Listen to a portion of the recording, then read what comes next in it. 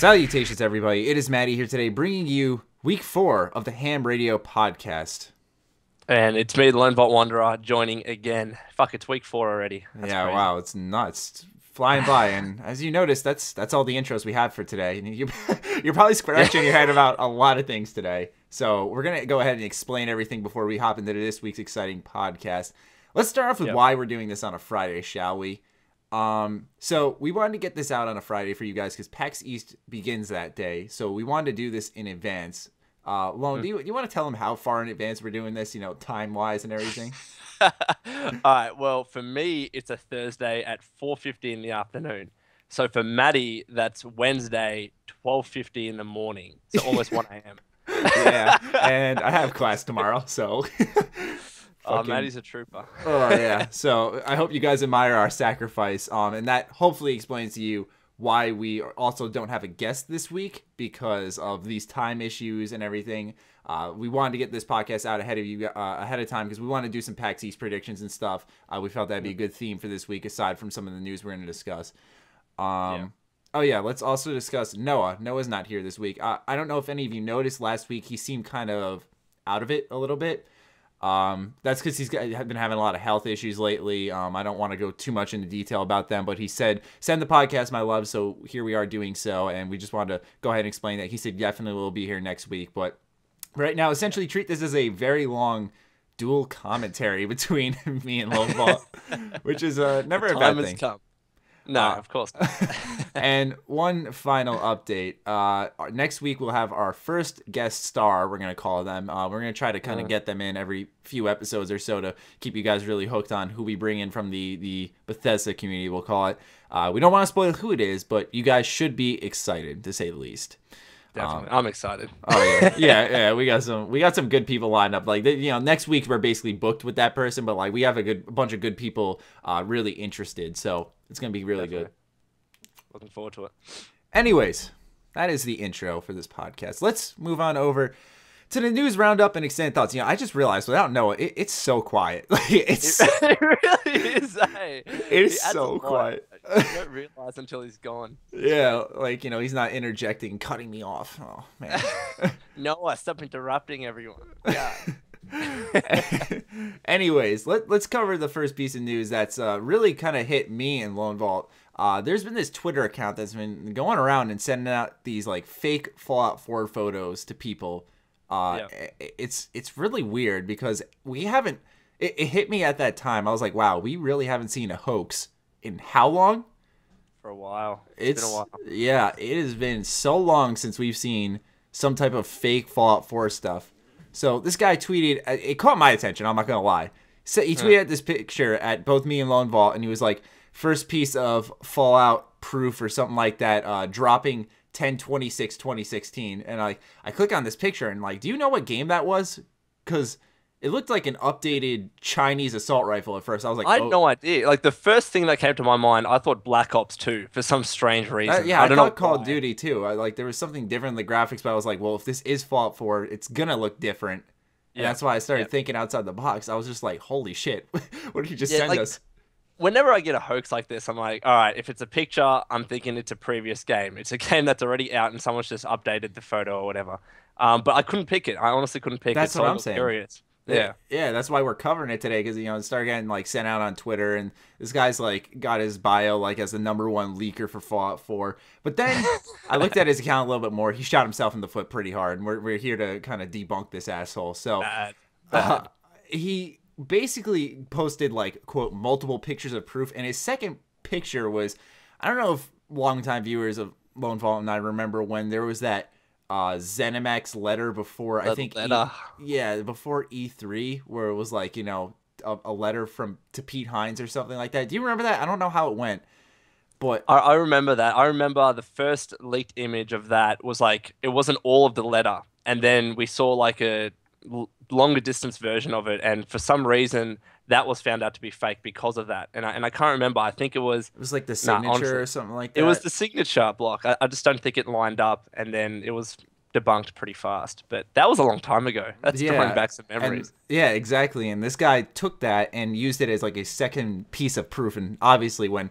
us experienced Fallout 4 members saw that, we were like, oh, damn. But I think what he was trying to do here was basically trick the, I don't want to, the part of the community that isn't always entirely invested in every little happening of Bethesda Game Studios. But LoneVault and I wanted to clean that up a little bit because they get a handful of tweets every now and then, and it was worth bringing to attention. Exactly. And I believe one of the pictures on the Twitter was also a promotional picture for Mad Max. That's what I thought anyway. Oh, yeah. I saw that. I was like, this fucking guy. This guy trying to trick us. Yeah, Jesus. But that is that right there. We got one other piece of news. This was, I don't want to say it was a slow week because all of PAX East could result in something huge for Bethesda, but there was one piece of really interesting news, and that's Wolfenstein: The Old Blood, which is just announced as we record this on Wednesday. It's a $20 standalone title, as in you don't need Wolfenstein New Order to play this game. And it releases May 15th of this year, and it will be shown off at PAX East. So, LoneVault, you've been playing some, gradually some Wolfenstein New Order. How excited are you for this? I'm fairly excited because I know that the length of the campaign isn't that long in the grand scheme of things. Like, it's like an average single player. So my hope is that once I get to the end of Wolfenstein, finally anyways, I love it, and then this new DLC actually drops. So, definitely look forward to it. Yeah, that's the interesting part. Not to be like hypocritical, or not hypocritical, but like really critique what you said. But Bethesda's like, this isn't DLC. They're calling it like the quote standalone title. They're standalone. Yeah, that's interesting. Yeah, I want to highlight that mainly just because that's a lot different. Believe it or not, the first company I think did that was Ubisoft with Assassin's Creed Freedom Cry. It was like a technically Assassin's Creed 4 DLC, but it was a standalone title that you could play without having to own the game. And a lot of people are like, please do this more with games so that I can trade in my games but still be able to access this DLC.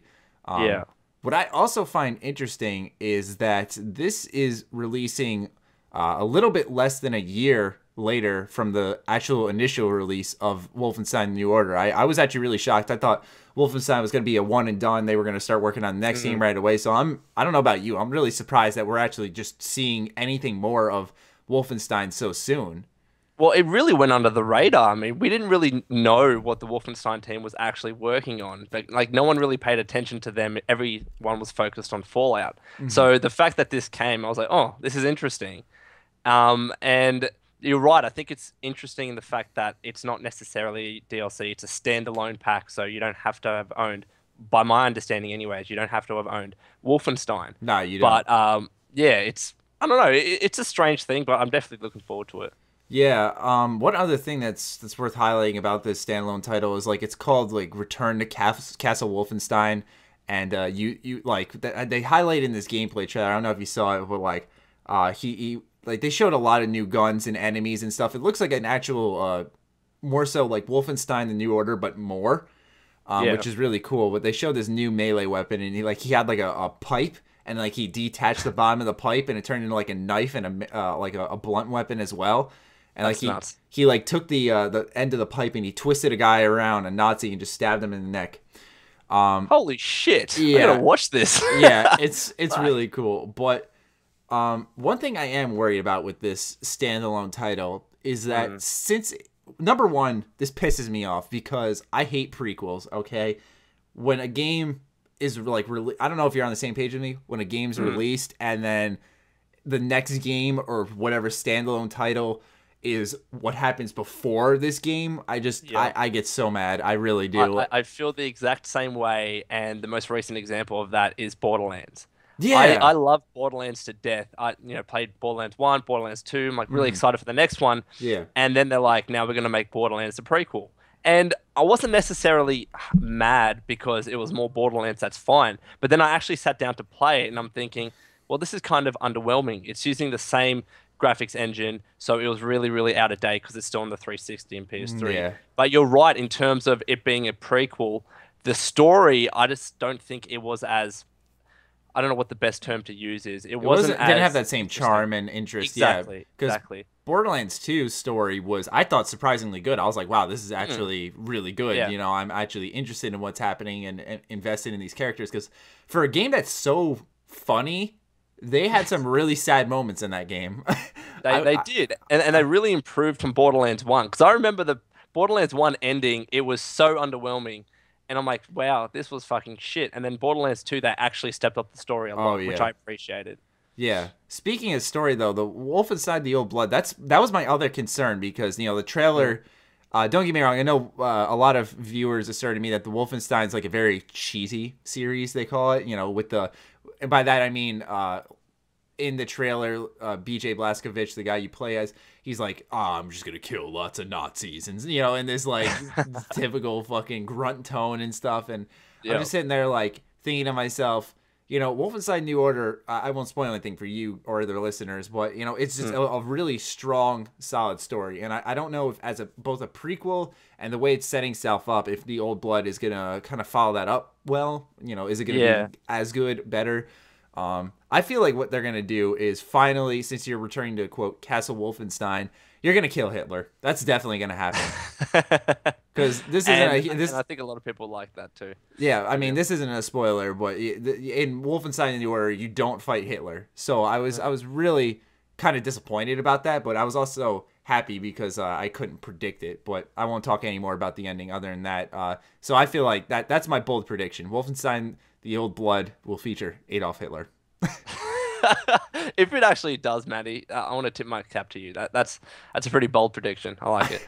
But it makes sense. It's a $20 standalone title. I mean, you could take yourself seriously, but I mean, you can have little fun things like that, like a cyborg Hitler or some shit.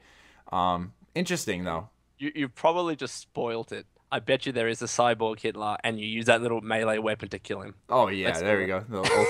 Yeah, there we go. Yeah, ultimate pipe kill. Oh man, if I predicted that, I'm gonna be so disappointed. Ruin the story for you. Yeah. Anyways, that's actually the end of the news, but naturally, I'm sure there will be more over the weekend. But since, as we've stated multiple times, we are recording this early, we do apologize for the short news roundup. But anyways, let's move on to our PAX East predictions. We'll keep this a part of the news roundup / extended thoughts section.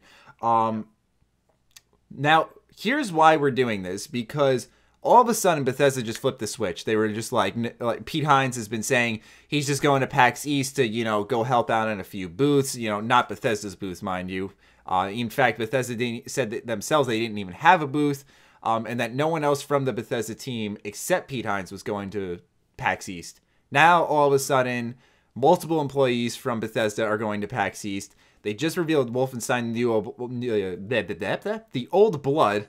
I keep almost saying the New Order whenever I see that. They just revealed that, and then they confirmed that it's going to be shown at PAX East. So I'm wondering to myself, is there more? Look, my first thoughts when I saw that Wolfenstein standalone game or whatever it is that, okay, they're announcing that. What else are they going to show at PAX East? Because I would think, just being from a marketing perspective, announce it at PAX East. Wouldn't that be a bit of a surprise? Yeah. And it's like they announced it early, so we'd expect to see some gameplay naturally. So it doesn't seem like it seems like Bethesda really need to announce something else or do something else kind of exciting at that event to make up for it. I think they've kind of taken away from the excitement and buzz that an announcement of an extra Wolfenstein pack or whatever could have brought if they had done it at PAX East. Yeah. So I'm thinking they really need something else. Yeah, I maybe, but the thing is that I was just about to say maybe Bethesda didn't trust, that Wolfenstein: The Old Blood would make noise. They'd be like, all right, standalone title. So they announced it ahead of time. But then again, Bethesda's like a really confident company. So I was kind of surprised that they took the let's go ahead and announce this first and get people excited. Maybe it's so that people hear about it and know about it. But like I said, this whole all of a sudden a lot of people are going to PAX East from Bethesda and stuff kind of opens this whole can of worms. I just wonder if there's going to be more. My personal prediction, I've kind of backed off the prediction ever since the E3 conference was announced, but I've always felt that PAX East would be the perfect place to announce whatever Bethesda Game Studios is working on. I didn't realize, and maybe this is a dated number, but apparently there's like 60,000 people in attendance at PAX East. That's fucking massive. Okay, and That's a lot. Yeah, I'm sure E3 technically is bigger, but more people can access PAX East and stuff. And considering that PAX East takes place in Boston, okay, I know I'm treading some ground this podcast. All right, I'm going way back in time. Boston rumor. Yeah. Here we go. I was just thinking to myself, like I thought of this last year, that announcing it where the game is going to be set would be so cool. Because imagine Fallout 4 is announced at PAX East, hypothetically. And then, that day the convention ends, and then they're like, it's going to be taking place in Boston. You walk outside, and you're like, holy shit, this is where the game's going to take place. Let's walk the fuck around and really absorb and feel what this game is actually going to be taking place in. You know what I'm saying? That's a really good point. And I think going back to the Wolfenstein point, maybe the fact that they've announced that early gives them scope to be able to announce something else at PAX East. So I'm not saying that it's not going to happen 100%. There's always a chance at any of these events. There's always a chance for Fallout 4 to show its face. But I still think it's less likely, but it would be a cool thing to do, especially if those Boston rumors are true, which I just don't know anymore. It's just it's gone on for so long. It's hard to tell what's true or not anymore. Yeah, I mean, apparently they're true because of the whole Jason Schreier leaked scripts. That's the only piece of evidence from Fallout 4 that really hasn't been debunked. So I don't know if we want to call that a fact, but ever since Kotaku really tanked their. No, you sorry, go on. No, I was just saying that Kotaku. Oh my god, we are fucking up big time right now. We are fucking up. It's okay, Matty. It's late there. I understand. I just finished work. Dealing with. Go on. I don't even remember what I was gonna fucking say. Keep telling you. It's all you. No, I was gonna say is that even if we take those leaked scripts as real, as fact, the fact is that they're still casting calls. So it doesn't necessarily mean that whatever was in the casting calls is going to be the actual plot in Fallout. And in fact, it's probably not going to be. Those were probably just created simply for the purpose of the casting call and to get, a bunch of voice actors into the game, because you don't want people that try out for the voice acting role, don't get accepted, get pissed off, and then like, all right, now I'm going to leak the script. You know what I mean? Exactly. Even though they would probably sign some NDAs, I still think Bethesda would be worried about that, and they wouldn't include the actual plot of Fallout 4 in those casting call documents. So it could be Boston, and it could not be. I'm still torn on that. Yeah, I mean, there's obviously the whole New York rumors. San Francisco was like a big one back in I think it was before Skyrim was announced, when people were making fake Fallout 4 trailers, and San Francisco was the big. That was the big rumor. So I find that kind of interesting how it's changed over time. But what I remember what I was going to say originally is that as much as all of us want to believe the scripts from Kotaku, I mean, their reputation has just kind of gone downhill. I'm not saying that their credibility has, but just when I'm not saying I'm not speaking for everyone, but when you're not really into a website, you find it hard to trust them. That's fair enough. That's fair enough. Well, I more attach myself to the author of those articles as opposed to the website itself. Agreed. And the fact is, I haven't seen anything from Jason Schreier, however you pronounce his bloody name. You got it. Yeah, you're right. I haven't seen anything from him that would make me lose trust or disrespect him in any way. I still think he's a respected journalist. Agreed. And from what he's saying and from the articles that I've read from him in the past, I would believe things that comes out of his mouth. So in terms of Kotaku not being trustworthy, that's up for debate. In terms of Jason Schreier, I think I do respect him, and I think he is trustworthy. I respect him as well, even though he probably doesn't like me. I'm literally the one who brought all this attention onto, not me personally, I shouldn't have said it like that, but when I made the video about how Kotaku said that there may be an announcement coming in the next few months, which we'll get to in a second, because that's another reason why we're thinking about PAX East. But when I covered that tweet, so many people tweeted at Jason Schreier. I felt bad, and he tweeted at me hey, can you email me? And I'm like, oh, he just wants to chat a little bit. He fucking tore into me. I was just like, all right, whatever. I'm just not gonna fucking answer him. I don't need this. But anyways, back to the whole tweet from Jason Schreier. That's another reason why we were looking at PAX East, because he said this in December that we might have an announcement of Fallout 4 within the next few months, and few usually equaling 3 puts us here in March, where PAX East is about to begin. So it's it's just, maybe I'm looking too deep into it there, but that's another reason why we're feeling it. Well, maybe if that was from a source, that particular tweet. Then he said not to interrupt you. Just he said that he only got it from one source. The reason he didn't make an article about it, this is one of the cool things he told me in the email, is that when he makes an article, he likes to confirm from multiple sources. Since he only heard this from one source, that's why he didn't make an article about that. I was like, yeah, fair enough. I get that. Yeah.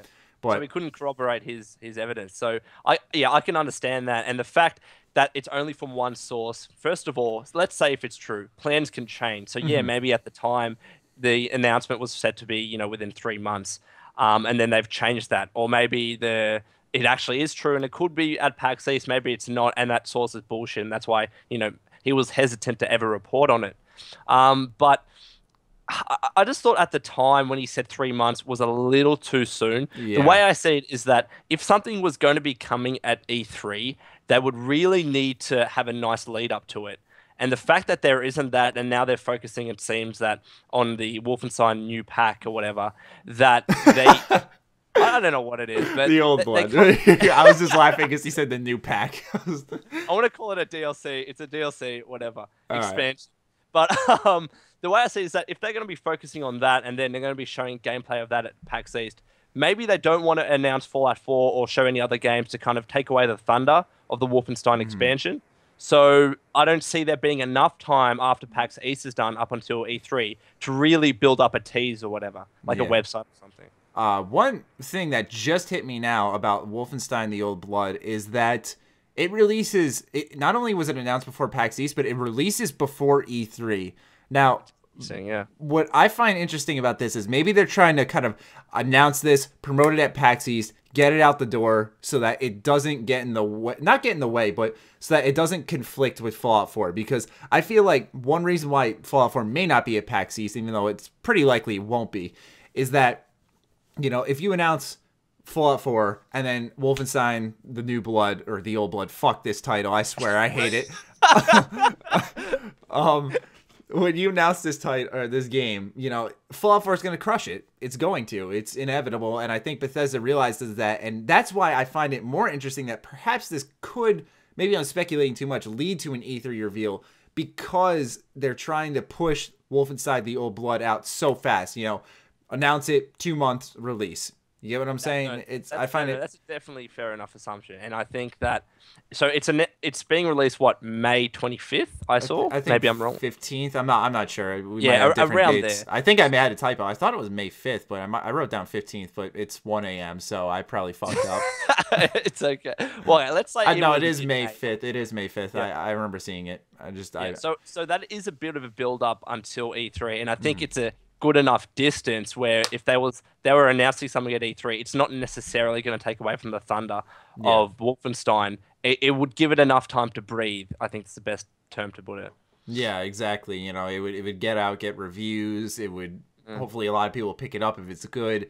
It'll get its sales up. And what also works for them is that Elder Scrolls Online for consoles comes out before that as well. So I'm really wondering if Bethesda isn't going to be doing much at PAX East and really is going to push out a lot of their products, like these little things. I don't want to say little things because Elder Scrolls Online, even though not a lot of people like it, is a big title for Bethesda. I wonder if they're pushing out all these titles before E3 because something big's going to happen there, I think they are, and the fact is that whatever is let's say Fallout 4 hypothetically is announced at E3, whatever else is shown in that E3 showcase is not going to get any attention whatsoever. So maybe the fact that they are trying to push out these things early, like before E3, is a testament to the fact that they have something big they want to announce at E3, and they don't want anything else to kind of not get the attention that it may deserve. Like if they were to wait for the Wolfenstein expansion and announce that at E3 and then announce Fallout 4, no one's going to give a shit about that Wolfenstein Exactly. expansion. It's like you can compare it to, I don't know if you remember during E3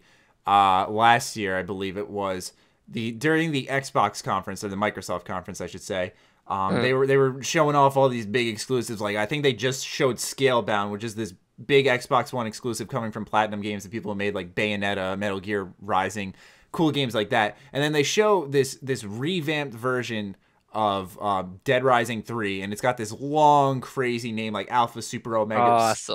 Yeah. And like everyone was like, I don't really care about that because of whatever just got announced. And I feel like that would kind of be the same thing with Fallout 4 and Wolfenstein, only even worse.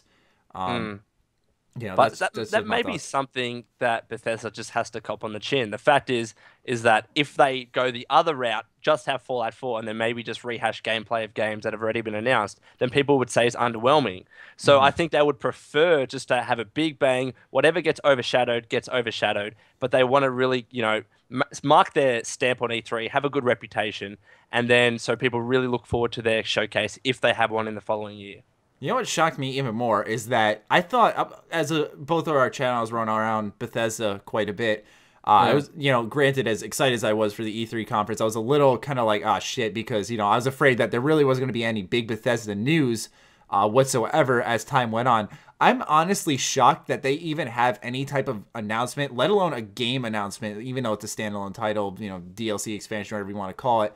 The fact that they're even announcing anything after this E3 conference reveal, like, I wonder how much is going to be at E3 compared to how much is going to be at PAX. Like, it's going to be nuts if they're still announcing stuff ahead of time and releasing stuff ahead of time when they really don't have, like, are they going to show this stuff off regardless at the conference, or are they going to just show off these new titles? It's really, really weird. They either have a shit ton of published titles and, obviously whatever Bethesda Game Studios is working on, or something's up. That's the thing. If they're still announcing stuff even after the Bethesda E3 conference. Yeah.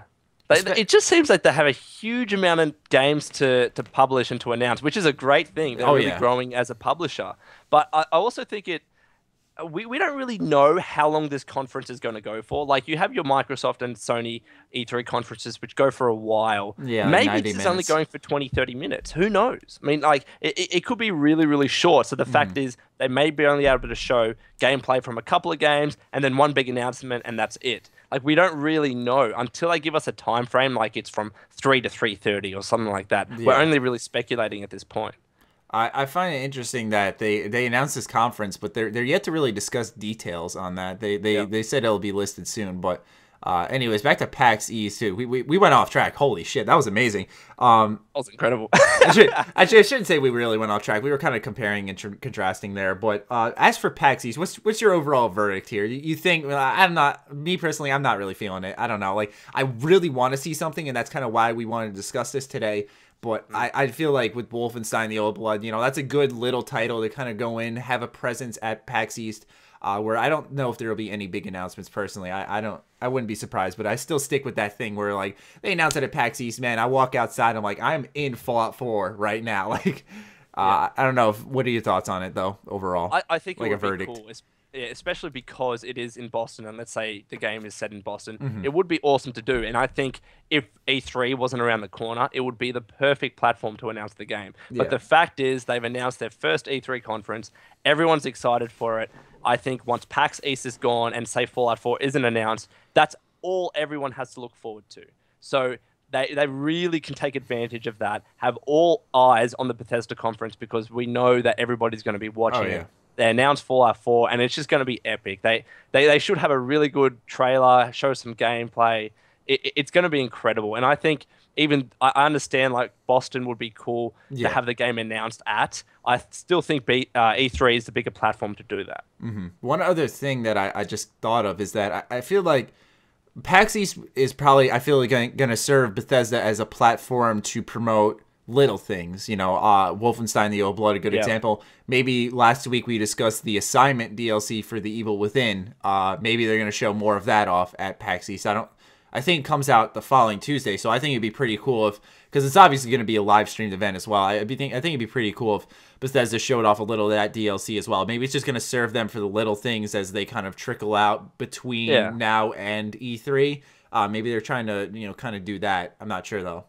No, I think that's completely true. And even Elder Scrolls Online on the console, they'll show all of this gameplay, and maybe, and I don't know whether this might be true, maybe we'll see something of Doom, but I just can't see that happening either. I think if we just see, smaller gameplays at PAX East, we have Fallout 4 at E3, and then Doom at QuakeCon, is it? I think that would be a good way to do things. It's not, you're not overwhelming any particular event. You're right in that PAX East is not as big, and it's more like, I've never been to a PAX event. Neither have I. This is my first one. This is your first one, so Yeah. you just want the game to be announced because you're there. Be honest, Matty. I am only 3 hours away. Fuck, that's awesome. No, but yeah, so as I said, it's more of an event, as you said, which is not going to have any big reveals. It's going to show some gameplay. You might get something that's unexpected, but other than that, I don't think we're going to be seeing Fallout 4. One thing that just crossed my mind, man, I'm just having a lot of things just cross my mind. Late night thoughts, bro. Hashtag deep. Is that, oh my God, I'm about to lose it, dude. Holy crap. Oh yeah. If Fallout 4 is announced at PAX East, I feel like it's going to kind of leave the viewer, as excited as everyone's going to be. I'm not going to take that away, but it's going to kind of leave everyone with this now what kind of thought. You know, everyone's saying Fallout 4 E3 conference. If it's announced at PAX East, I feel like a lot of people are going to kind of be sitting there and go, well, what the hell's going to be at, E3? Exactly.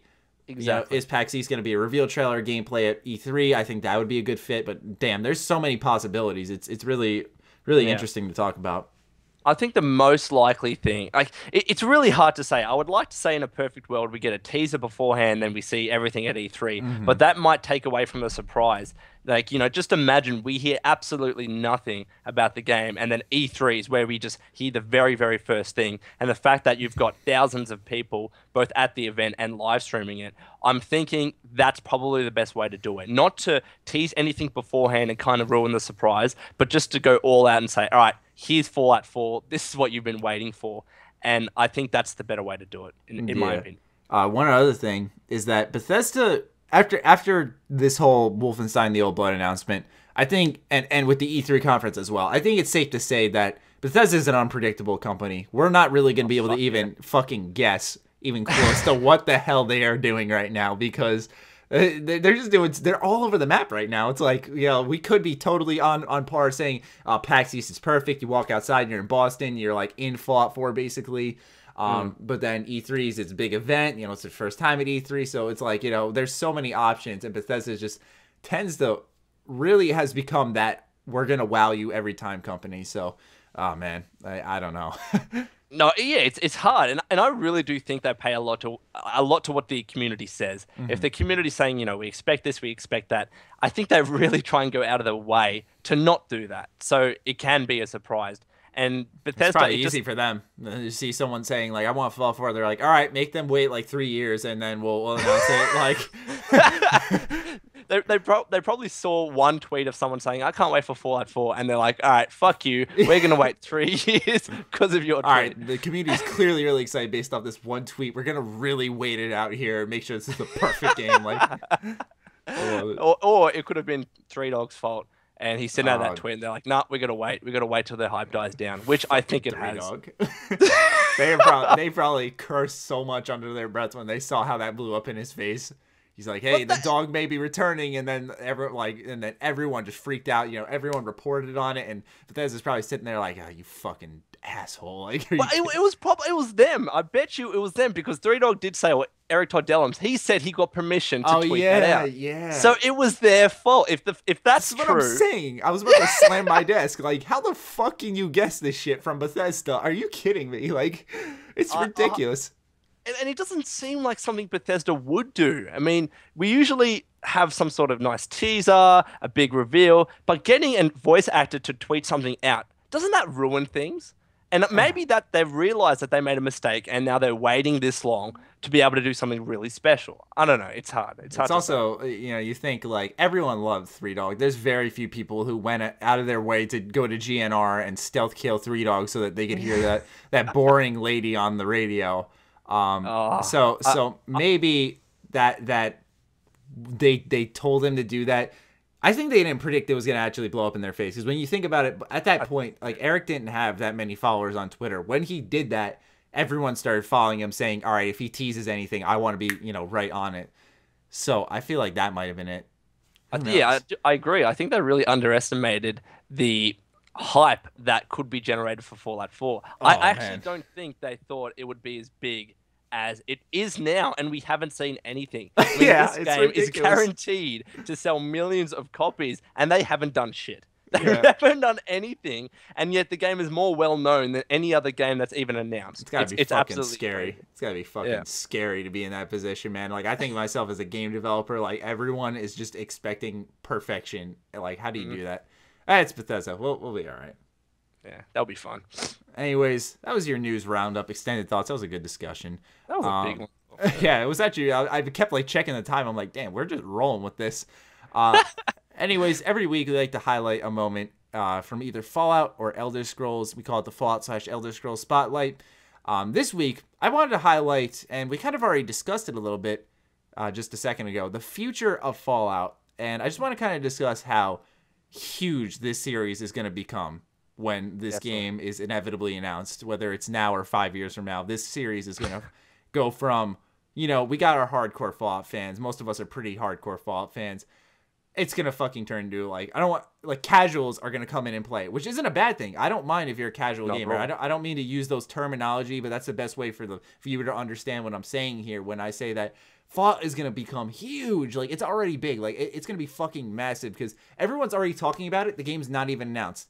Our channels, both of ours, have grown crazy amounts over a game that hasn't been announced. It could be anything else, and it still gets hype. Like, that's amazing for a community to be able to do that, I personally think. And I just wanted to kind of highlight that and focus on that this week, that the future of Fallout, whether we get an announcement this year or next year or whenever, it's bright. There's just a lot of excitement in the community for, something that could potentially not exist. So to me, I think that's really cool in a way because I think Half-Life 3 is a joke now in a way where it has become that. Yeah, where I was just about to say I can't think of any game that's kind of on par with that level of hype where some people really do hope that Half-Life 3 happens. I feel like Valve is in that position where they're like, yeah, well, Dota 2 is doing great, fucking Team Fortress 2 is doing great. We don't need to do Half-Life 3 to make money. So I feel like that's just a little comparison there. But what are you gonna? I was gonna ask if you were gonna highlight, but I was gonna continue off that a little bit. No, go for it. Yeah, I really don't. I really don't hope that Fallout 4 goes to the levels that Half. Fuck. Matty needs sleep. God Almighty! All right, sorry. Keep going. No, all good. No, I really don't hope that Fallout 4 gets to the levels that Half-Life 3 is at, because you're right, it's become an ongoing joke. All these memes, all these little snide jokes about it. Fallout 4, I don't think it deserves that. I really do think that... It hasn't been that long. It's been long, but it hasn't been so long that it's Half-Life 3 status. It just feels like it's been that long because we've been paying so much attention to it. Exactly. You know what I mean? So, but you're right. The future of Fallout is completely bright, especially because, let's be honest, next-gen games, they haven't really been that good in the grand scheme of things. Yeah, That's just God. It's the early days of the consoles, I'll admit, but I haven't seen any game as of yet which I'm really like, wow, I love this game. And I think Fallout 4 can fill that void. Those are high expectations, but I easily think Fallout and Bethesda can do that. Yeah, I mean, I'm glad I'm not the only one who feels that way. I haven't in so long had a game on consoles really give me that feeling like where I can't put the controller down. I fucking know I love this game from the start. I'm just totally invested in the universe that it's created and everything. I really hope that soon I have a game like that. I mean, I've had like games here and there that have really hooked me. Like, for example, my game of the year last year was Danganronpa on the Vita. You probably have no idea what the fuck I just said. But Maddie talking about the Vita again. But I'm just saying that like that game, even as much as I liked it, it had its flaws. It had its issues. And that's not how like awesome games are supposed to be. I want to have that game where I'm like, all right, I don't see anything wrong with this game. I fucking love it. I'm going to go play it a whole ton now. Like, I'm going to pass up other game releases just to play more of this game. Kind of like what I did with Fallout when I first picked it up. I want to be hit with that love for a game again. And I know Fallout 4 will do it. I'm sure that Battlefront will probably do it for me because of my nostalgia as a kid. But I know for a fact Fallout 4 will fucking do that for me, man. But, I just wanted to go off what you were saying there a little bit. No, that's fair enough. And I think Fallout 4 can hit out of the park. And this is something that literally just popped in my mind. I think lately we've had all of these problems with shitty games. A lot of it has had to do with online connectivity. So, servers fucking multiplayer not working. The fact that Fallout 4 is or presumably anyways, is going to be a single player offline game, I think it's going to have much an easier time in terms of operating well, in terms of having a good launch. It's not going to have all of these fucking Is Sims still working? I don't fucking know. Like, it's probably still You know what I mean? I think a game that's still actually having issues on consoles, at least, is Battlefield 4. So that's a good example of what happens when you have a bad launch. Halo's a more recent example. That's a way better one. Really all. And I'm not saying it's easy to make a game, but I think it's a lot easier to, instead of working with, like, I'd imagine, like, netcode and servers and all that shit, I imagine it's a lot easier to polish up games and kind of make sure that the game world works well together. Something that Bethesda would have to focus on, trying not to have your infamous glitches, which I'm assuming as a professional developer, it's your job every day. That shouldn't be too difficult for them. But you're totally right by saying that, hopefully, presumably, it's an offline game, basically, that should make this launch, at least in foresight, somewhat smooth. But yeah, definitely. What are you spotlighting this week? Highlighting? Fuck. I'm always going back to mods because I always love downloading mods. But just generally, I love the fact that the mod scene for Fallout New Vegas is still thriving. Every day I go onto there just to see what mods have been put out. Is there anything I want to download? People are still making mods for a game that has aged, a game that isn't necessarily as popular as it once was. Yet people find the time and the dedication to do this. And I think that's a testament to how hardcore, for lack of a better term, Fallout fans are. And I just really like seeing that. I would hate to, for example, go to the Nexus page or go to Steam Workshop or whatever and see the modding scene for a game to be dead. And I never think that's a good sign. But you look at it for Fallout New Vegas, it's still thriving. You got this massive Fallout Lone Star production, which I think they're going to Fallout 4, as you guys said in the past podcast. But the fact that it's still thriving is something that I really do appreciate. And I appreciate all of the hard work modders put into the game. Yeah, there's some out there that are like, I think it was the House of Horrors mod I played through. I don't know if you played that one before. I played it for a stream a while ago. And I like New Vegas a lot for mainly its story and its choices. Its gameplay is okay. Its world is decent. Nothing superb there. But this mod for House of Horrors was probably better than any moment I had in New Vegas. It was absolutely surreal. I swear, you got to play it, because at first it starts off creepy, scary, and it develops into this interesting story I won't spoil for you. And then, unfortunately, it gives you the most blue ball ending, because the mod, literally, you walk out a door and he goes, I didn't feel like finishing this mod, so it ends here. Thanks for playing. And I'm like, are you fucking kidding? I swear, dude. It's so good, though. There are some moments I'm like, you could even do this in a Fallout, in the GEC, the mod kit for Fallout. It's impressive what some people do with it. There's some serious cool effects. There's actual cutscenes in this mod. What I'm just kind of trying to say is that I agree with Lone Vault totally that I love seeing this mod community thrive. Though I feel like personally it's not like Skyrim. Holy shit, Skyrim, Jesus Christmas! Anytime you fucking refresh the page, there's like 5 new mods. Whereas like Fallout New Vegas, it has a very active community. But I feel like if I check like twice a week or something, that's when I really feel like, wow, there's a lot of mods to pick through. I know you personally are a lot more dedicated to mods than me, though, so you probably are really good at finding them. Me, I'm like, I download the weird fucking mods. I don't know, like the Spider-Man mod. That's not lore friendly. Oh my god, yeah, I'm gonna piss off my viewers soon. My viewer of mine just tweeted at me like a mod, and he was like, I wonder who would use this, and it was like a mod with like a bunch of NHL t-shirts, and I'm like, yep, all right, we're gonna download that right now. We're gonna walk around in an NHL t-shirt, and it's like, it has a quote bulletproof vest, so it's like armor too, so I'm just gonna be wearing that the whole time. It's gonna be awesome.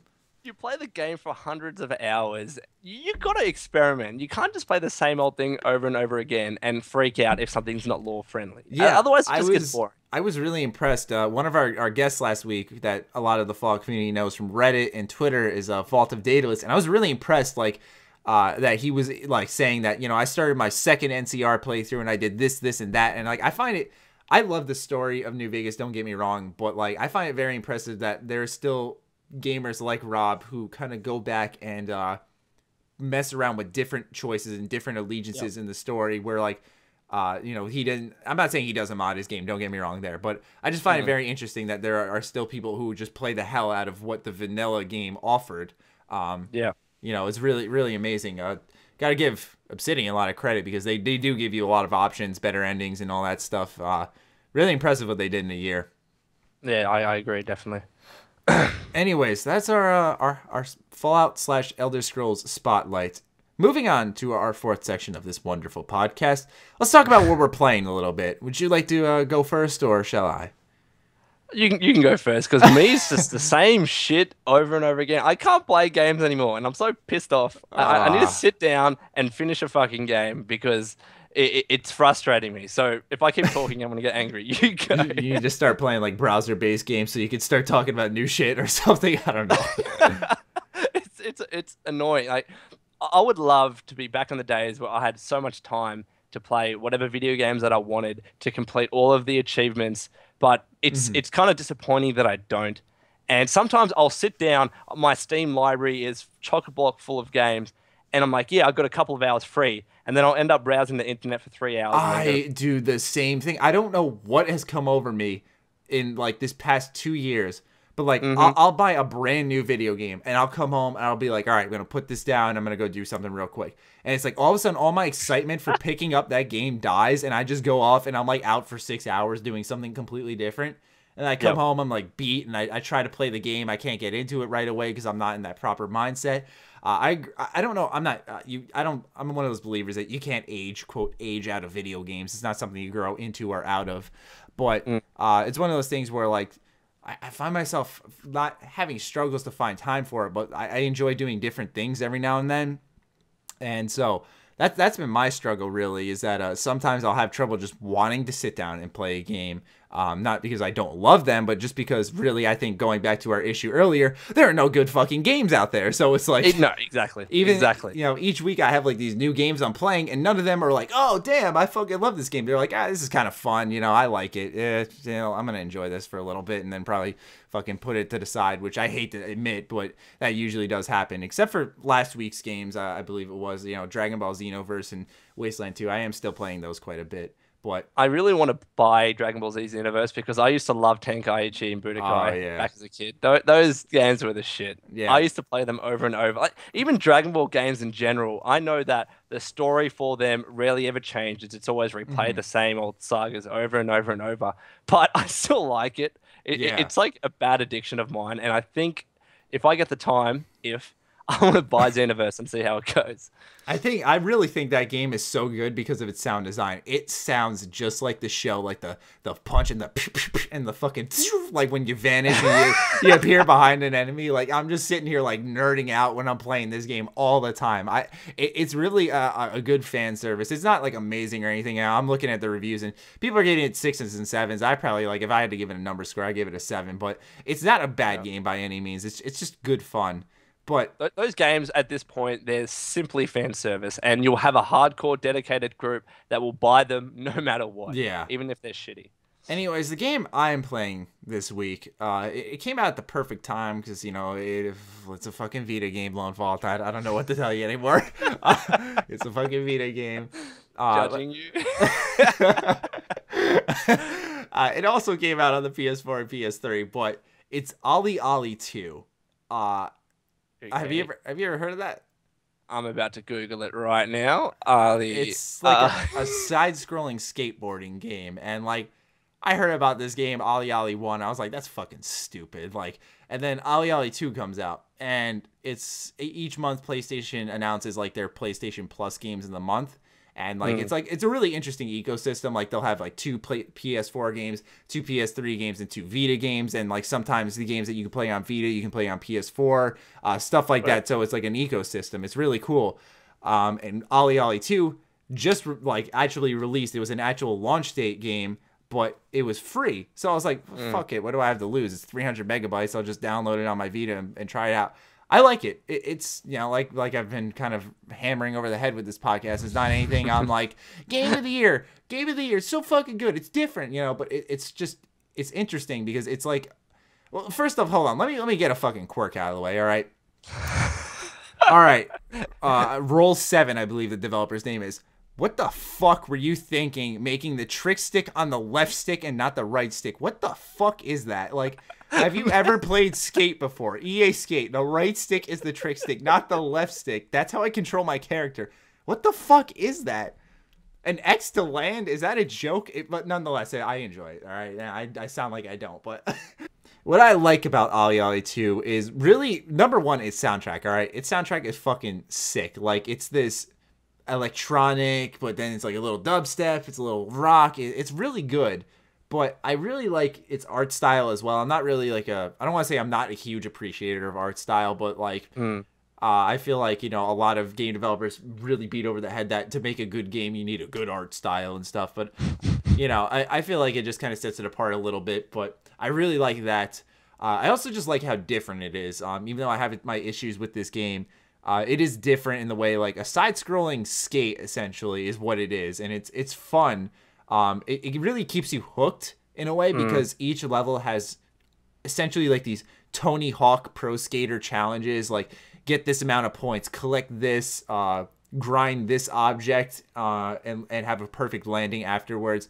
Stuff like that really entices you to keep replaying these levels over and over. And they're these short bite-sized levels where they're number one perfect on the Vita, but they're these short bite-sized levels where if I fuck up or something, you know, my skater bails or something like that, that I'm not going to rage and like shake my Vita in fucking anger. They're short enough where I'm like, all right, I'll just retry and keep going. So it's a good game, but that's really what I'm playing this week. It's going to be perfect for the 3-hour car ride to Boston. That's primarily why I downloaded it.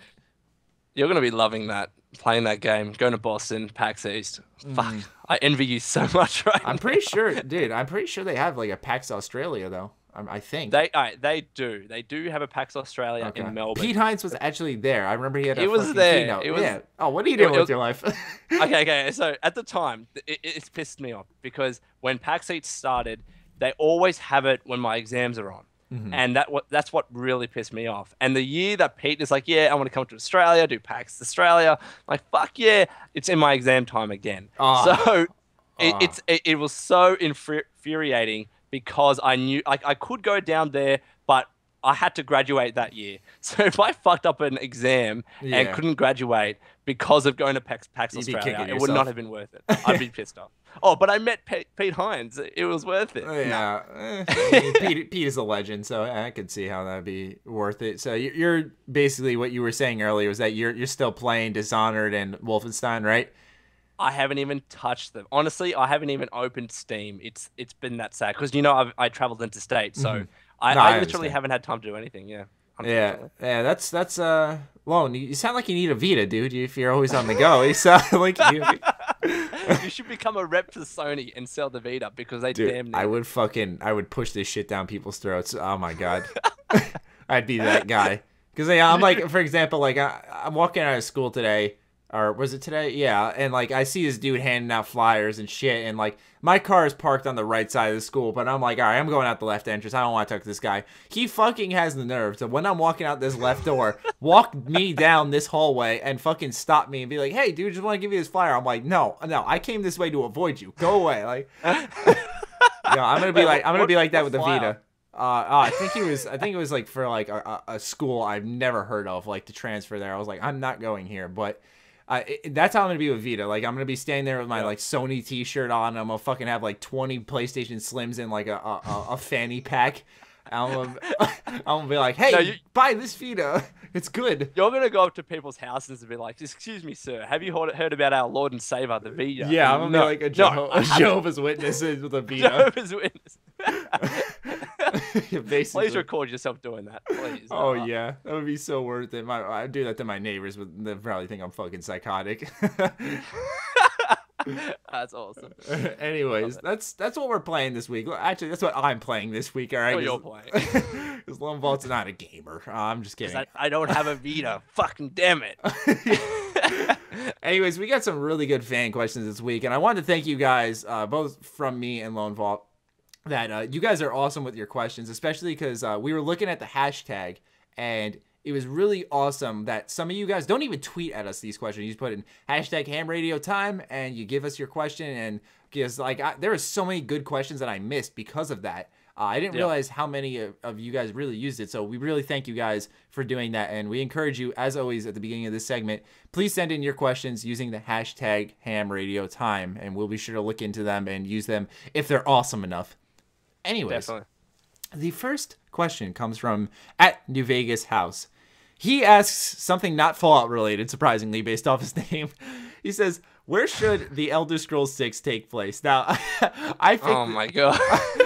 I think this question is me and Lone Vault when it comes to Fallout or to Elder Scrolls lore. We're basically stupid. I think. At least I am. I'm hopeless. I thought it'd be funny for us to try. We're gonna try. Okay, we're gonna wing it here. Okay, so shit. I'm gonna go with I'm gonna be that typical internet kid. I'm gonna go with what I see in every article about Elder Scrolls 6. I'm gonna go with Argonia. All right, No fucking idea where that is, Matty. Like, you explain it. I think here now I'm getting ripped apart in the comments. I can feel it right now because I think it's like Black Marsh. I think is what it's actually called. See, that's the thing. I love Elder Scrolls, but fantasy lore just doesn't stick with me because it's not real. That's why Fallout sticks with me because it's like, exactly. Oh yeah, this could happen. You know, this would be cool if this happened because it's actually in the United States. Where it's Elder Scrolls, it's like you're all out in fucking Skyrim, fucking Cyrodiil. Like I've played so much. Put so much time into Elder Scrolls games. It's so sad that I don't know shit about lore. I know a lot about the games.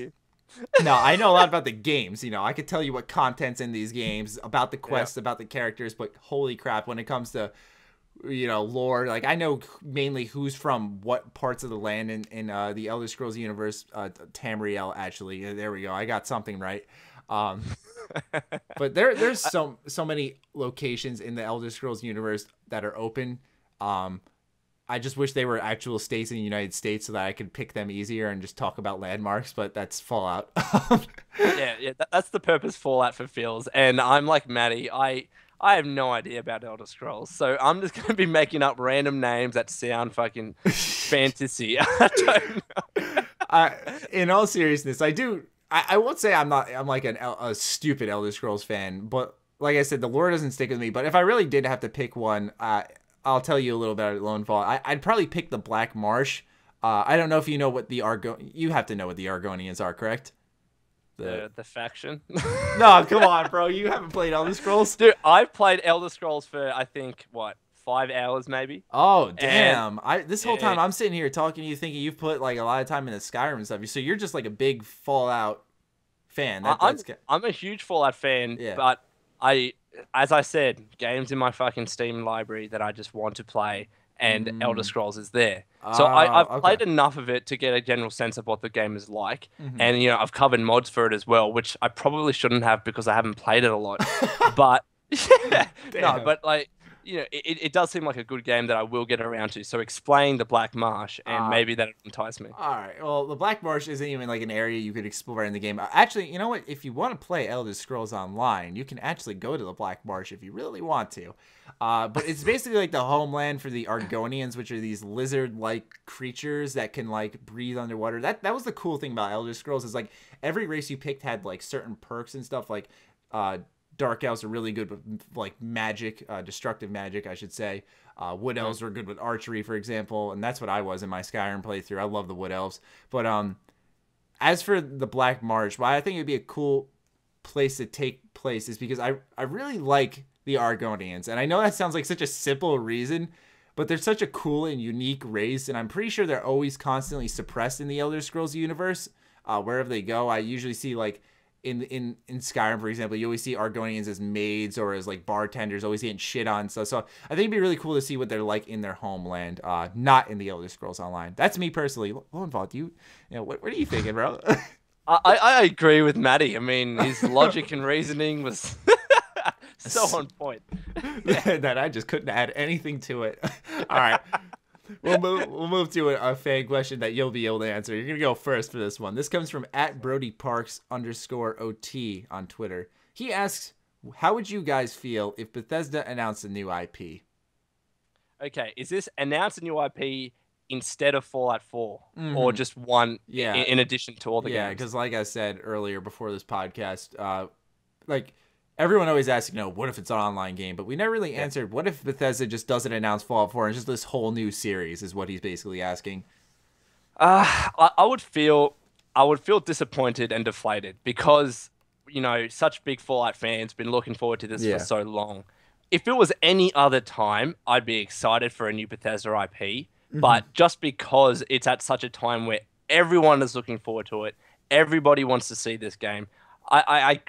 In my heart, I could not stand to see anything else at all. That's just my. Yeah, that's how I'm feeling. Like I think what I see Bethesda's future is Fallout 4, Elder Scrolls 6, new IP. That's what I personally am feeling. That and that's gonna be a long timeline because as you can see, they take a fucking while to develop their games. But right now, I don't think Bethesda needs a new IP. They recently they have Elder Scrolls. They've made a shit ton of those games without taking a break from those. And then Todd Howard said, I want to make Fallout. So they went out and literally bought the Fallout rights. So unless another series really entices Todd, I don't see them buying the rights to another series or creating their own, for example.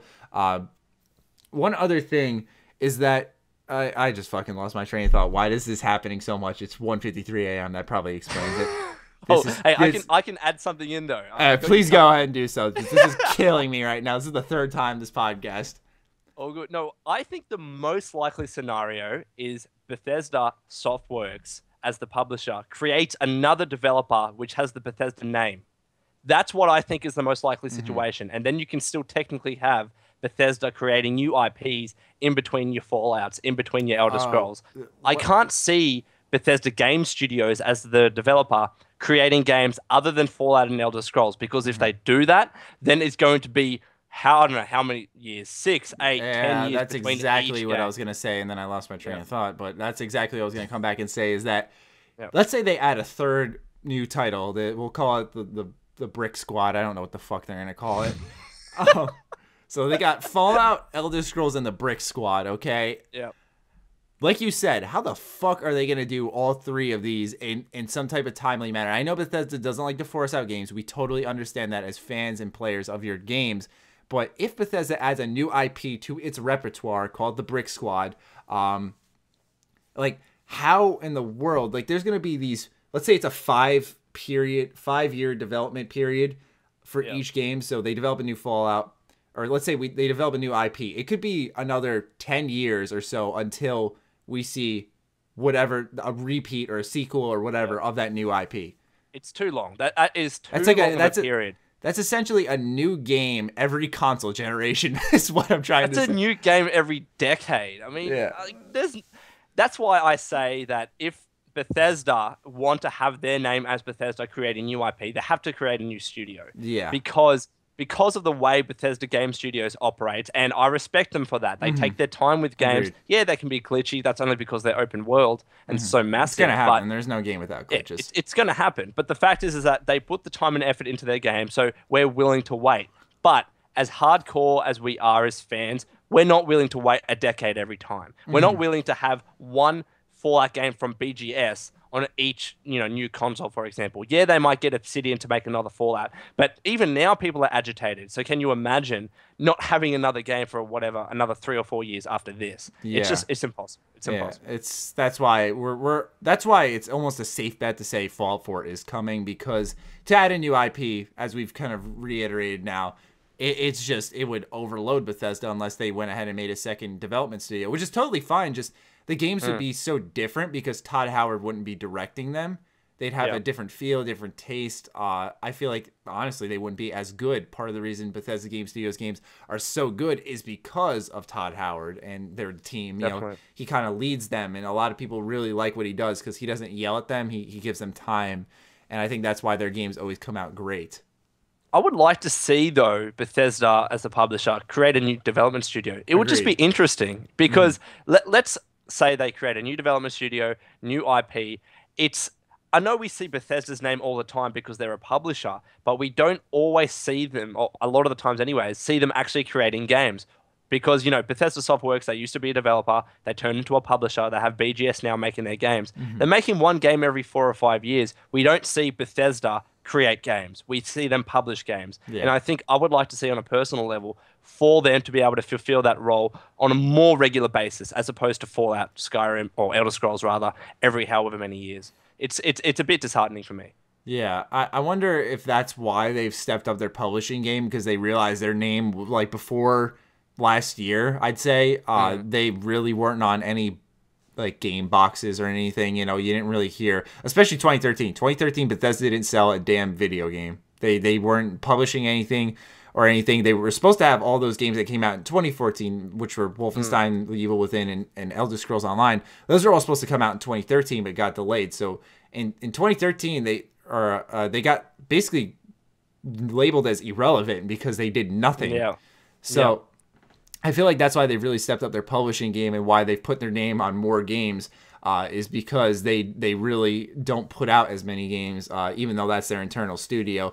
But I said this last podcast, I think why it's good they only have one in-house development studio is because then it's like every time they release a game, it's like an event. It's like, all right, Bethesda Game Studios is going to be making a video game.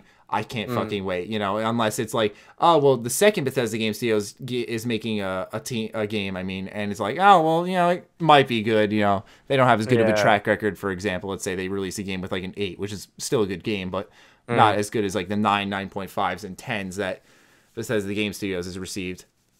No, that's a good point, actually. So, I don't know. I'm torn on that point. I think I would like to see it in theory. In practice, yes, sometimes things that just don't work out. But I could stand to see how it goes for Bethesda to create more games. And if that means either creating a new development studio or adding games to, as you said, to Bethesda Game Studios' repertoire, which I think is the worst option, for lack of a better term. But I don't know. We'll see. We'll see. Yeah, I'd like to see them mess around with it, but obviously business isn't like a giant experimentation, so who knows what they'll do. But I definitely see that this is a possibility, but I also think, before we move on to the next question, is that Elder Scrolls is like Todd Howard's love child, you know, that's his favorite child, you know. You think to yourself, if he's making Fallout 4, I can't see him handing off Elder Scrolls to another studio and just being like, yeah, go make a new Elder Scrolls game, you know. No, that's true. I think he would have been hesitant to do Elder Scrolls Online, to be honest. I don't know if he was fully embracing of that. Maybe he got some higher up saying, no, Todd, we need to try this out. And Todd was really hesitant. But you're right. We haven't seen, like, in the same vein as Fallout New Vegas, we haven't seen people, a development studio under Bethesda take on the Elder Scrolls franchise as an offline experience, as it's actually meant to be. Yeah. So, it's interesting. Yeah. Anyways, good question, Brody. Let's move on to the next one from @Scorpio1986-2000. It's a very long name, sir. He asks a very interesting question. What if Bethesda does the same thing they did at QuakeCon, cut the live stream before they reveal the footage, which basically what he's talking about is, let's say Bethesda's going to reveal Fallout 4 at QuakeCon. They do what they did with Doom. They're like, all right, for the people at home, thanks for tuning in. We'll catch you in a little bit, and literally the stream just shuts off. Go fuck yourself if you do that. Honest to God, I would be so pissed off. I would scream. I would fucking scream so loud that you'd probably hear me in Australia, Lone Vault. Like, I kid you not, dude. That would be such a dick move, honest. Like, think about that. Oh, this is probably probably the most anticipated video game to date. Let's fucking cut off the stream and reveal this just to this small crowd. I understand it's a cool idea, and somehow Doom hasn't been leaked. Think about that. Just take a second to process that. No one got a picture. No one got a video of that game. How in the fuck did Bethesda do that? Probably Pete Hines like taught them all karate or some shit, so security was tight. But seriously, take a second to process that. Like, you got like 40,000 people at this event, and somehow no one got a picture or a video of this. Like, I can't believe it. That's actually a really good point. I never thought of that. And I don't know. It actually infuriates me just to think about them saying, all right, guys, it's been fun. See you later on the stream. Catch you after for some games and stuff. I'm like, I don't care. Go fuck yourself. And the reason why I think that won't happen, not only because it's fucking stupid, but in terms of, you remember how Todd Howard and I think Pete Hines said it, when we like to announce a game, we like to have gameplay, we like to have everything ready to go. So if they're going to have gameplay and they're going to have a nice trailer as well, I see them and like revealing that gameplay to the public. If Todd Howard has placed such an emphasis on saying, we want the public to see everything, we want them to see the trailer and the gameplay to go along with it so they can actually see what the game is like, that he can't, it's kind of hypocritical if he's not going to be showing that to the public at large. I agree. That's totally true. It's just, I'll never forget it because everyone was telling me, you got to tune into this QuakeCon stream. You know, they're apparently going to review gameplay for something. And they're like, I think, actually, no, they did say it was going to be Doom, like, without a doubt. So I was like, I'll check it out. And I'm sitting there, and I'll never forget this dude comes up on stage, he fucking claps his hands together. He's like, all right, ready to show some Doom. Thank you guys all for coming out here. I'm like, all right, here we go. And then he's like, for the viewers at home, this is a 4-day event. We got plenty of little games and stuff to show you. But for now, we're going to have to say goodbye, and we'll catch you soon. And it literally, the screen goes black. And I just thought to myself, if that was Fallout 4, I think I would fucking burn a path to, I think it's in Texas, and just fucking destroy this man in QuakeCon. Can you please record your reaction just in case that happens? Oh, yeah. A lot of people, I'm sure you get the same response, or the same question, Lone Vault, that everyone always says, like, are you going to record your reaction when Fallout 4 is announced? And, like, I can't. I think to myself, I'm either going to react one of two ways. I'm either going to be, like, 5-year-old child screaming and in excitement, or I feel like the more likely option, and I hate to admit it, is that I'm going to sit there in dead silence because I can't believe that I'm watching Bethesda Game Studios' next game, Fallout 4, hopefully. Because, like, I just think to myself, like, oh my god, it feels like this has just been a mystery I've been talking about for so long, and then all of a sudden, here it is in front of me. Like, oh my god, I'm going to fucking just be sunk in my seat, like, okay. Try to relax. And it's kind of hard because you're in front of camera, and we kind of know, I guess, that Fallout 4 will be announced. So you kind of have to act surprised in front of the camera and make it believable. I couldn't do it. Like, if someone, like, hit a camera in my room, that would be believable. I think I'd go nuts. But I can understand your concern with that. Yeah, I mean, I think it's because people just expect me to lose my shit. And, like, I have this whole celebration planned out if this does happen. Like, I'm not going to spoil it, but it'll be fucking worth it. But watch, with my luck, that video will go viral, and everyone will think I'm just some psychotic nerd. But then your channel will get big, and then you'd be even more popular. Oh, jeez. But in answer to your question, Scorpio, if they did the same thing at QuakeCon with Fallout 4 that they did with Doom, me and Lone Vault would not be happy, just to say the least. We'd probably want to fight someone. I guess that's simply putting it. Anyways, moving on to the fourth question from @XRaider. He asks a very simple question, but one that I really don't know how I'm going to answer. What is your favorite piece of lore in Fallout? I can answer this. You can wait and think. Oh, jeez. Yeah, I don't know if I'm even going to be able to fucking think of something. There's just so much. All right, keep going. No, all good. Because you mentioned this question before the podcast. Oh, fuck, Charlie Horse. Oh, my God. Okay, go. Meet my mic. Matty's going crazy at 2 a.m. The lore that I like from Fallout 3 is the Dunwich building. And that's because it was so creepy. It was kind of out of the ordinary. Like, I know Fallout 3 was it was a desolate wasteland. But you got to the building, and it's just this crazy story where you're listening to, the tapes around there. You're hearing the story about this man who's essentially trying to find his son, and he's just devolving. He's becoming a ghoul. He's becoming psychotic. It was so sick and twisted. And then you finally meet this guy. I got the thought, when I was listening to these tapes, that he died. You know what I mean? But then you actually see him, and I'm like, no, this is crazy. And it's not like the most creative story, but it was really immersive. I really like that scene. It was interesting also because it wasn't labeled as a quest or anything. You literally enter this area, and based off your own exploration, you pick up these tapes, you listen to them yourself, you discover this story yourself, where it could have easily been this labeled quest, you get achievement at the end for completing it because it's so cool and unique. But it's really cool that it's just an area, and you go inside here and you learn this whole story that is really actually famous in Fallout. Yeah, and I think Fallout 4, hopefully they have a lot more unmarked quests, because you're right, it's unexpected. It's not something that, all right, I want to click on the Pip-Boy, I want to go to this quest, I want to finish it. You just stumble upon it. And the fact that there was this whole backstory to this building, it was incredible. And as I said, I hope that Fallout 4 really does focus on that. Yeah, they always like hammer in the fact that, in Bethesda Game Studios, the world is the character. And so I could definitely see them really focusing on making these area-based side quests and stuff. That'll be really interesting. definitely. So have you thought of something while you had your Charlie horse? Yeah. Dude, I like bent my knee a little bit, and I think it's because today for me, I don't want to sound like a tool on the podcast. Today was legs day, and I just I had to work out my hamstring. Yeah, I had to work out my hamstrings a little bit, and I think because they're so tight, like I just bent my knee up a little bit, and I just got this like complete tightness. Like I couldn't unbend my leg. Well, I like fell out of my chair when I muted the mic. But anyway, yeah. Anyways, my favorite piece of lore in Fallout, I'd really have to say it's a pretty simple one, but it's got to be the FEV, the Forced Evolutionary Virus. Yep. I really think the idea behind this thing in the lore is really cool because it literally is what makes the Fallout universe kind of unique, aside from the fact that it's a destroyed United States.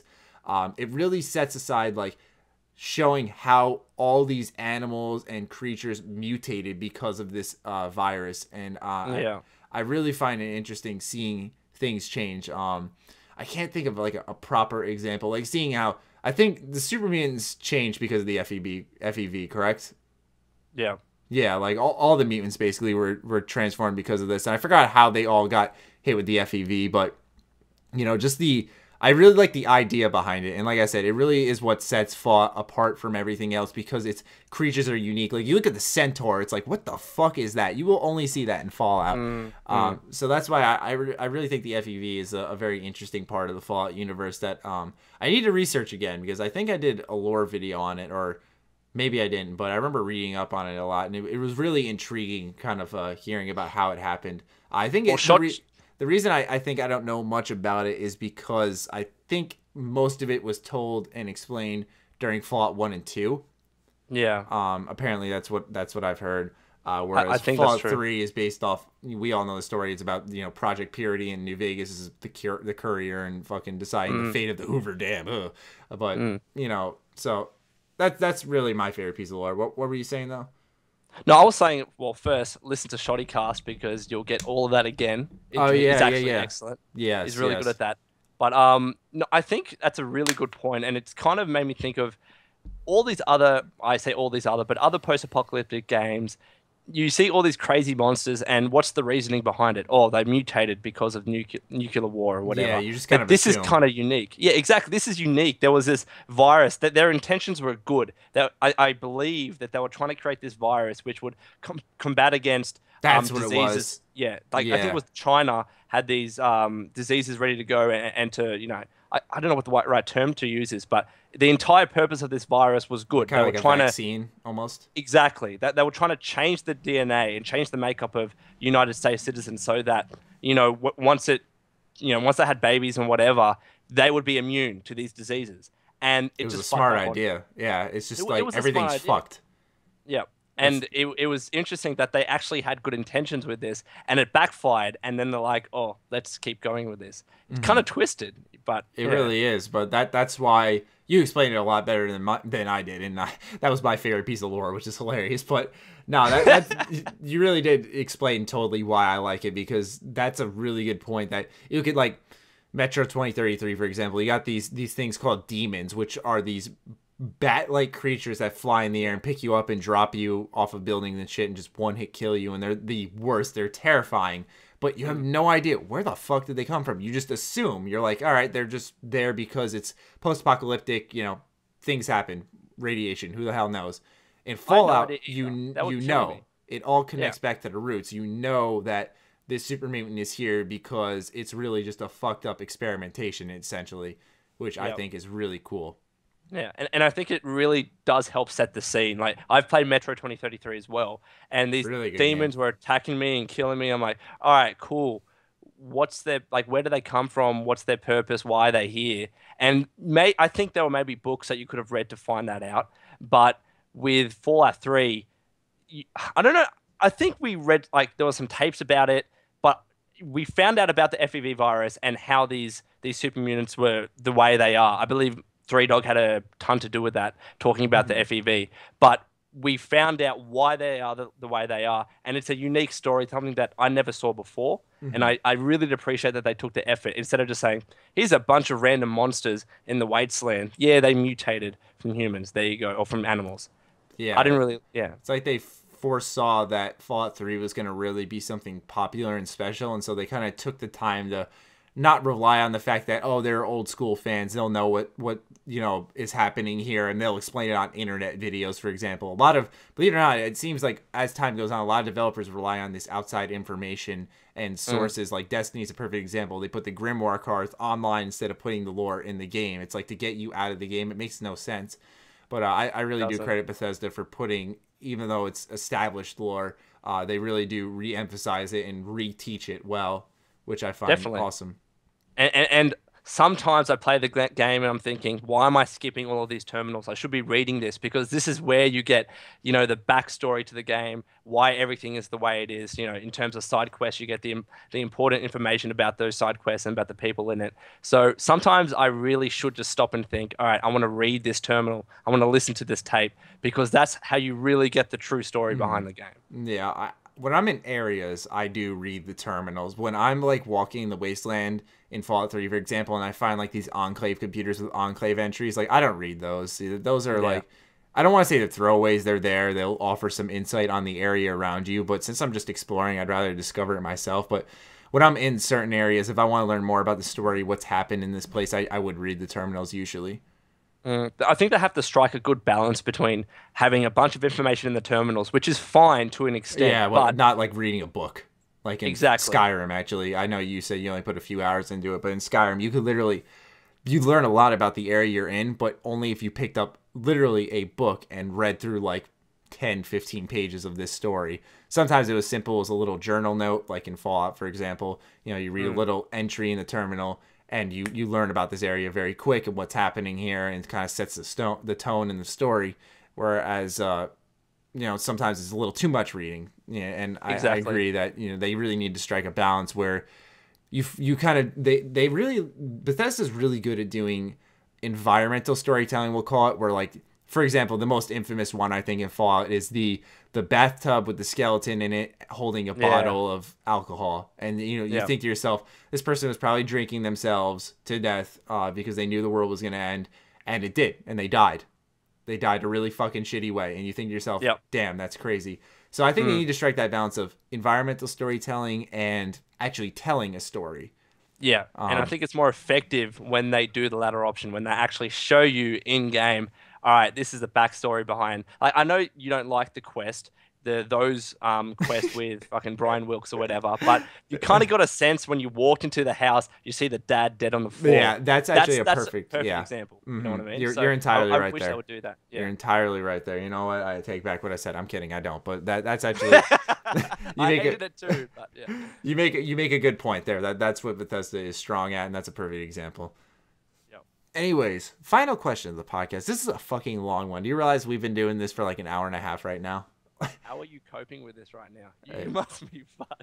It is 2:15. I've already received one text from my father telling me to be quiet, so things are going well. It's all right. This tweet comes from @LaGennaGen or LaGennaGen. I'm not sure because it starts with a G, so who knows?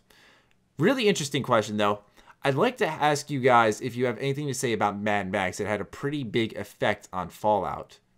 Yeah. Now, me personally, I haven't seen the movies. I've seen like trailers, bits with like Mel Gibson in it and shit. I could really see where the Fallout tones are because apparently like Fallout 1 took a lot of inspiration from Mad Max. But recently, by recently I mean like just a few days ago, Mad Max, the video game, was like resurrected, and now it's like a next-gen only title. They cut off the 360 and PS3 versions. It's becoming the cover game for Game Informer, and I think this month of March, which is really, really cool too. But as for what I had to say about Mad Max, I see the inspirations, but I don't know much about the game itself. The movies itself, where I know that there are Mad Max Easter eggs in Fallout. I couldn't specifically name which ones, but I do see the inspiration personally. I don't know if you have anything to add upon that.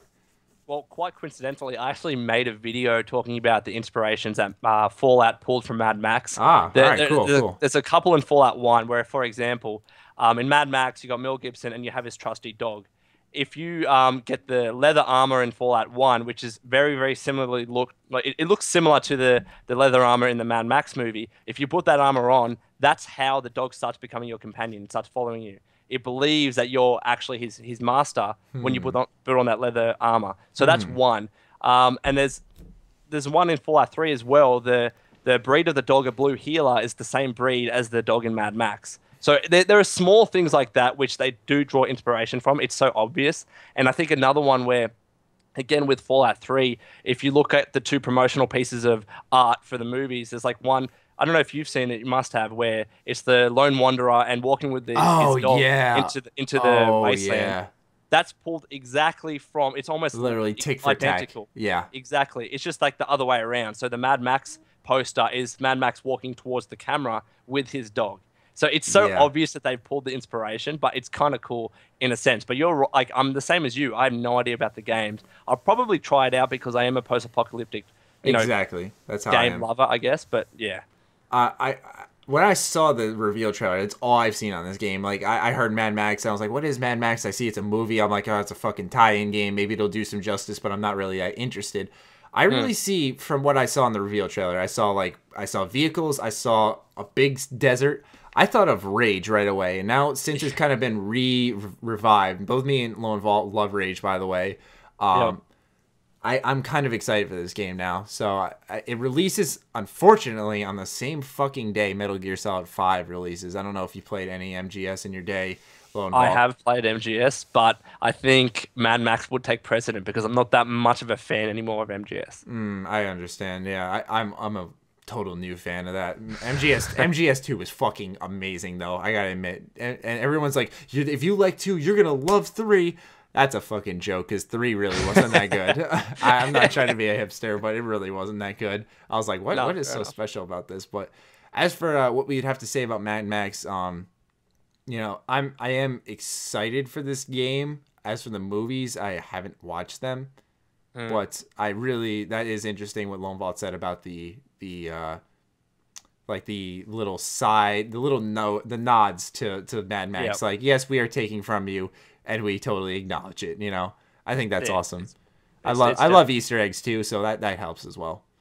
And Fallout is notorious for Easter eggs, so let's hope they do the same in the next game. I recently found out about one a few months ago. I was streaming, and I had this Wild Wastelander moment where it was like a hat inside the refrigerator. And I said, I was like, what is the Wild Wastelander moment? And all of a sudden, like, my fans started freaking out because I didn't know something about Fallout. And so they were like, apparently it's like an Indiana Jones reference, like where a bomb goes off and they hide inside a fridge or something. I'm like, that's cool. Like, this is literally it's right outside of Good Springs, and you literally just walk next to this fucking fridge, and like you can find an Easter egg within the first 5 minutes of the game. I think that's amazing. I never made that connection. That's actually incredible. I know about the Indiana Jones thing where he hides in the fridge to survive the blast. Fuck, how did I not know that? All right, I'm not alone. I have my hands in the air right now if you can't tell.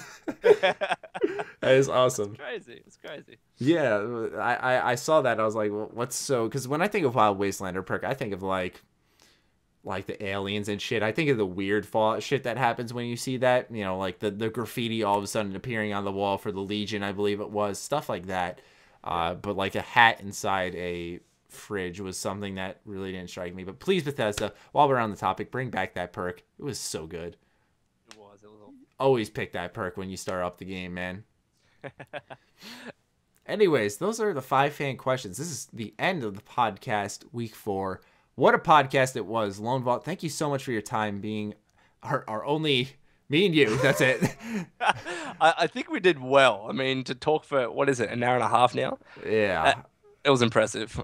Yeah, it really was. I was like thinking to myself this whole time, like, I was going to be fucking short. We're going to be like 40 minutes. I'm going to apologize in advance. And all of a sudden we got to that, right when we hit the news roundup, we like went for 40 minutes. And I was just like, okay, so this is going to be really long, and I'm ready for this. That's what Dude, said. We reached this we reached the second item of the news roundup, and I was like, oh, this is gonna be really short. Then we started talking about PAX and E3, and we went for another 30 minutes. It was crazy. Oh man, but I hope the listeners stayed tuned for so long. This is actually my favorite episode so far. This was a blast. I really had fun, even though I had like 5 mind farts and a Charlie horse. It's all right. And I want to point it out. If you guys can pick up on where the podcast cut out, you get a special present from me. Oh yeah. If you guys can tell us when the podcast cut out, if you listen this far, you listen to the whole thing. If you guys can tell us where it cut out, put it in the comments, and we will reward you in some way. We'll figure something out because. Anyways, my internet dropped out, and we're gonna try and make it as seamless as possible, but we'll make sure it's not obvious. Yeah. Anyways, thank you so much for your time, Lone Vault. It was a pleasure as always. You're welcome. Thank you so much. Thank you, listener, for your time. It was hopefully your pleasure as always to listen to us ramble about Bethesda everything. And until next week with our new guest star and Noah, we will catch you later. Awesome. Thank you.